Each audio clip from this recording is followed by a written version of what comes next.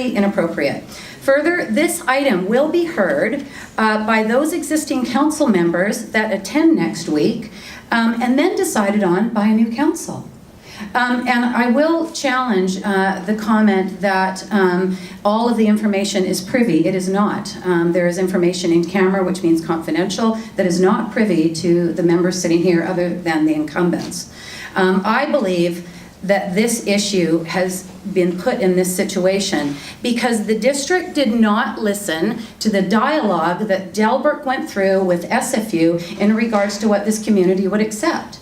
They said that they would accept a building up to 4 stories. They wanted to look at adult and child daycare, and they wanted to look at family housing. Most of the housing is 1 bedroom. It's, as Zoanne points out, it's nearly 7 stories with a mechanical box on the roof. It's 80 units. It should be cut in half. The unit should be larger. And if we're going to go out and have public consultation, let's listen to people and support what they support and get on with it. We could have been doing this 2 years ago instead of arguing about it right now, because we have pushed more density, more units, and people are pushing back. As far as family housing goes, 1 bedrooms don't work. Respite, absolutely. Our community is aging, and it is absolutely incredibly important that we look at respite. I can't see right now. This process also was to include a park that Diana Ballhouse has been campaigning for 50 years, and we need to include that in the decision. Thank you.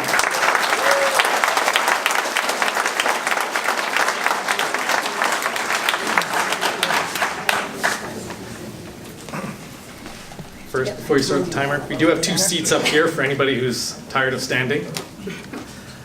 Hi everyone, again, my name is Samir Parek. I do support the Catalyst proposal. I would make 1 amendment to it. For the units that are there, I'd want them to be for people that either currently live in North Vancouver or the ones that will work here. We need more affordable housing, of course, and seniors care.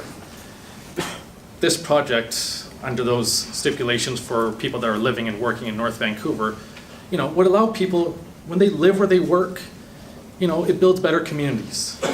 It allows people to spend more time in their communities, support local businesses, commute in a different way, reduce their impact to the environment, spend more time with family and friends, and be more active.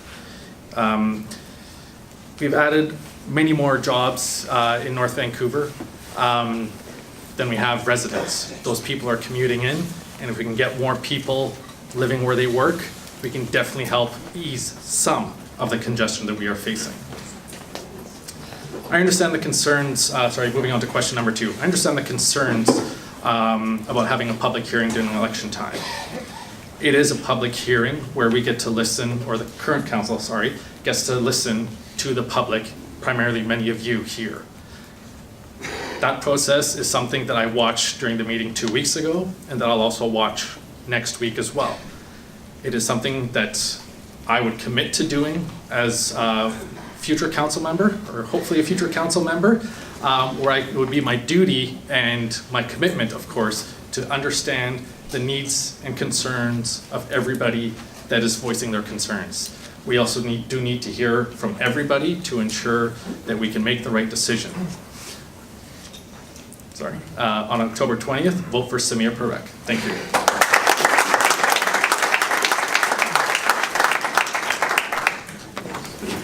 Hi again, Greg Robbins for Council. I have stated many times that I support the creation and preservation of badly needed rental stock on the North Shore. So any non-market rental building gets my support. I also support the respite facility because our aging population should be allowed to stay at home and their caregivers a well-deserved break from time to time. Unless you're prepared to give your children or grandchildren $161,000 so they can afford $2,400 mortgage payment for a 1-bedroom at the Hunter, you're going to be taking the bus to New West because they're building 52% rental right now. We need non-market rental here. However, residents have spoken clearly about the need to address reconsidered, since many of you have expressed it's too high for the streetscape. I agree. In addition, plans for the park should be integrated during the planning of this building, and it shouldn't be an afterthought. Finally, I agree with many of you that suggests that this should be a family-oriented complex since there are 5 schools in the area.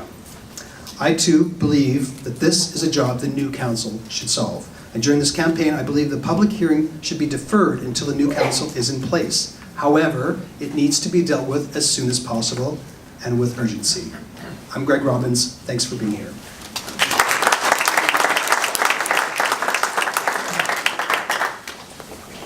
Hi everyone, Peter Tevan, running for council.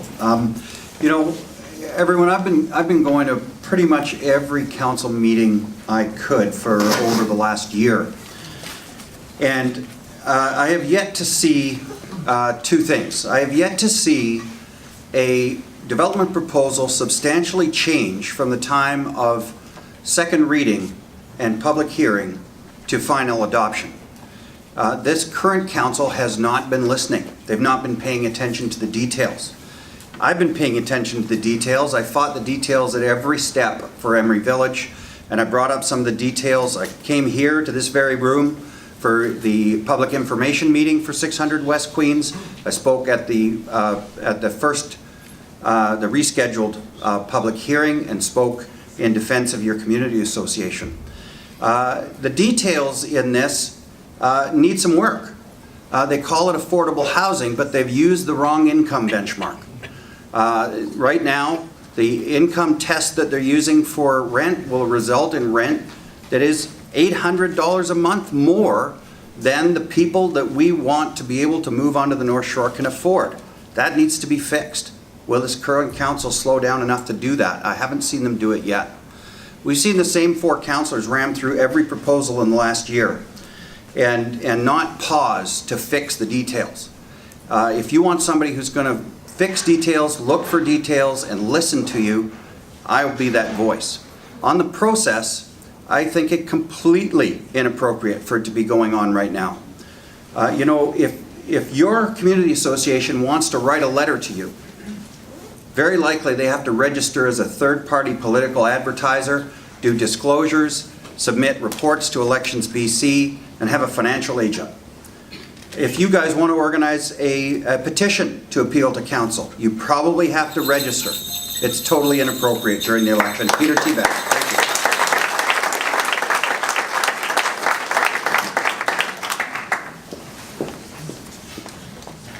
Carlene Thomas, running for council. Like everyone else, I support the idea of having affordable housing. From what I understood about this project, it's like purpose-built rentals, and we all know that North Van is in desperate need for this type of housing. Also, as everybody else has mentioned, senior respite care is also very well needed. I have lost grandparents and in-laws, and it would have been really nice to have that respite care at some point. I believe that having this type of housing in a community would, for current residents that work in the community can have access to these units, would help alleviate some of the traffic congestion, because folks will be willing to take transit within their own district than have to travel across over to Vancouver. I guess I misunderstood what public hearings and rezoning processes is all about. I feel like I don't feel like there isn't any issue, because the public has a right to be there and speak and let the council know what their issues are. And again, it's the ability to be able to listen and to be able to talk through those issues, because we all understand and realize that the North Shore is growing. So we have to have a say in how that's going to go, and we have to be able to come together and work together. Thank you.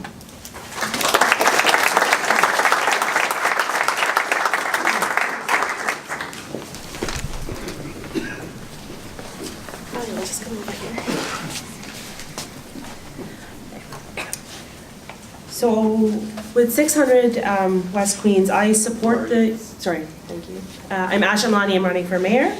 So I support the 600 West Queens proposal. It's been through an award-winning consultation process with the community that engaged hundreds of members of our community, many of you probably in the room here today, and it lasted over a couple of years. Our community, the proposal contains amenities on public land that our community desperately needs. Our community wants the public park, it's gonna get it. Our community needs the Seniors Respite Center, and MLA Ralph Sultan actually came to the last public hearing to advocate strongly in support of this. And our community needs the affordable housing. You heard all of us up here earlier mention how badly we need affordable housing in our community. I sit on the district's Community Services Advisory Committee, and one of the obligations or one of the requirements of the community is to actually meet with social service agencies around the district that get funded, grant funding from the district. When you're talking to social service agencies around North Vancouver, they'll tell you we have elder seniors that are living in their car. They'll tell you we have single parents that are raising their children in their car. These are not situations that any of us would want any member of our community to go through. So having affordable housing is incredibly important, and this type of housing, the project that's being proposed will provide that much needed housing for us. So that's why I'm in support of this project. I think better is always possible with processes, and I look forward to working with you, with our community, to understand how we can make that process better, how we can listen more attentively and adjust as needed along the way. In terms of having a public hearing during the process, I actually think it's a great opportunity because now all of you are here and you all know that the public hearing is coming on October 11th. And I encourage you to come out and express your concerns and your thoughts around this project so that the next council is able to take that into account. Most of the time, people miss the fact that there was a public hearing and you find out about it afterwards. So thank you.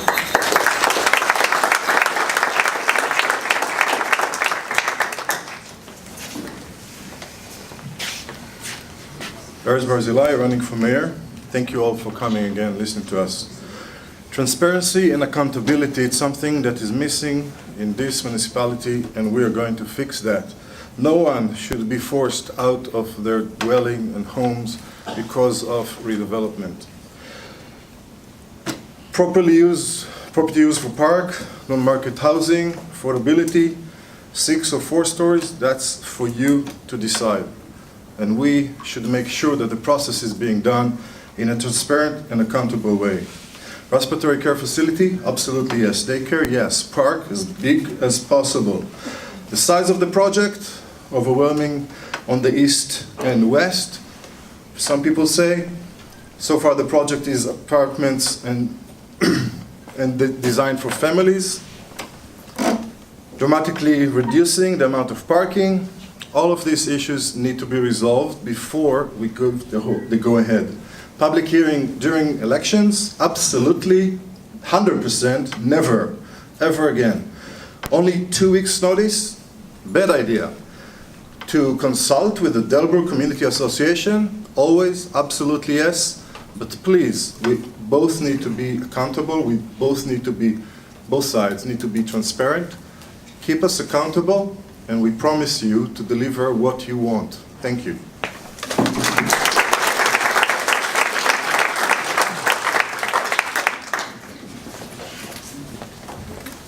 All right.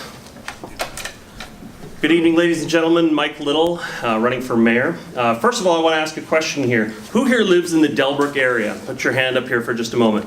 That's fantastic because you were all welcome, invited, you weren't pressured to stay away, and you were never, and other people weren't invited in your place. The so-called award-winning Delbrook Dialogue, unfortunately, had more stakeholders invited to it from outside of the area than it did local residents to it. And when local residents wanted to participate, they were told, I'm sorry, the events are full. That is gaming the system like should never happen in municipal government. When we consult with the community, it needs to be open, honest, and transparent, and actually welcoming the community in and treating your feedback with respect. This facility has a lot of good things going for it. I want to see a seniors respite care in our community as well. I have my grandmother who passed away recently had memory care issues, and I know how much of a struggle it is on the family that's supporting those people, and so I do see the benefit of that. I think when you talk to the neighbors in the community, nobody's been opposing to that. What they're concerned about is exactly what's been pointed out here.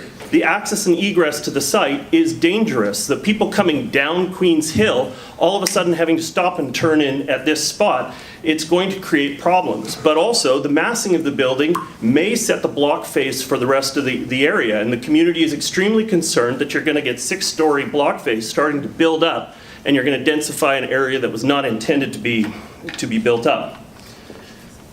If I was elected mayor, I have an absolute problem with public hearing being closed before and then returning for second, third reading or for adoption afterwards.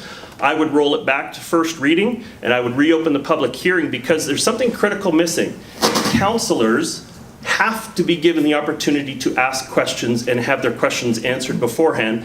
That's how you make an informed decision. That's how you actually are prepared to vote. And so the people up here that say they don't have any questions, maybe they shouldn't be elected. Thank you very much.